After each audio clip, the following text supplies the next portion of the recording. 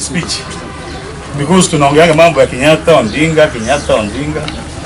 Kumbe hata iko wengine walifungwa mara 11 na yeye anasikia. Kwa hivyo ruhusa yenu wacha tu niwasomee hotuba ya Mheshimiwa Rais. Ndofla amesoma ya Garissa kwa Kiingereza. Wacha nisome ya Mheshimiwa Rais kwa Kiswahili. Najua wengi wetu wanaelewa Kiswahili. Hotuba ya Mheshimiwa Rais Uhuru Kenyatta, CGS, Rais na Amiri Jeshi Mkuu wa Vikosi vya Ulinzi vya Jamhuri ya Kenya, wakati wa maadhimisho ya sherehe za mwaka wa 5 za sikukuu ya Mashujaa tarehe 20 Oktoba 2014. Wakenya wenzangu, tumekusanyika hapa leo siku hii ya Mashujaa kuwaheshimu mashujaa wetu, waume kwa wake, ambao kupitia matendo yao ya kijasiri na huruma wamebaini uhalisi wa Kenya na watu wake.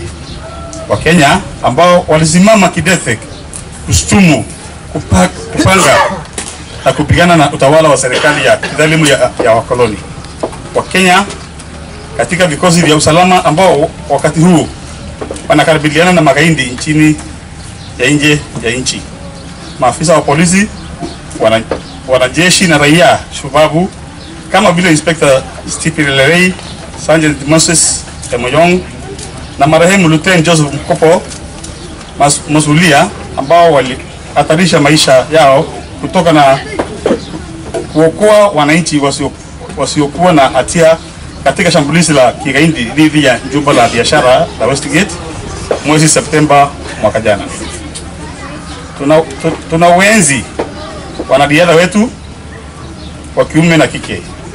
Ushindi wao wa mara kwa mara unadhibitisha asili ya kipawa chetu ambacho kikijumuishwa na bidii yetu kinaweza kuinua kutoka kwa kijiji kidogo na kufanya kuwa bora ulimwenguni. Kuona ukakamavu huu, bidii ya pamoja na hadhi ya waume kwa wake, ukamalivu huu, bidii ya pamoja na hadhi ya wanaume kwa wake kama vile Dennis Kimeto na Rita Njepto wanapomenyana kupata ushindi, ni kutukumbusha kupi mafanikio yasiyokuwa na kikomo ambayo tunastahili kuyapata. Vile vile tunawaheshimu mashujaa wengi ambao juhudi zao za kila siku zinatuletea ufanisi na umoja kwa jamii, familia, jamii na taifa letu. Sisi sote tuna mashujaa maishani mwetu. Tumshukuru yule shangazi ambaye anajitoa muhanga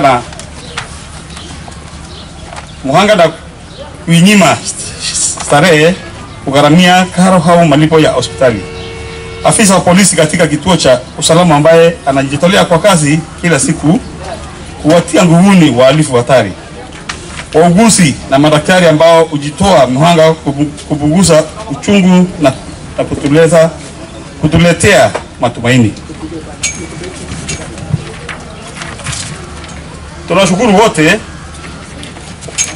Tunawashukuru wote wanaoishi vijana na pia wahisani ambao hutoa misaada kwa mashirika kuokoa maisha na hudumia mayatima, maskini, wagonjwa, wenye njaa na wasiobahatika katika jamii. Hawa ni mashujaa wakuu sawa na wale waliopigania uhuru wetu, wakiwemo Koitalel Arap Samoei, Dedan Kimathi, wazalendo sita waliofungwa Kapenguria, Oginga Odinga, na wale wanaume na wanawake Wangari Maathai, Halima Surui pamoja na wengine ambao wametumia elimu yao kufungua macho yetu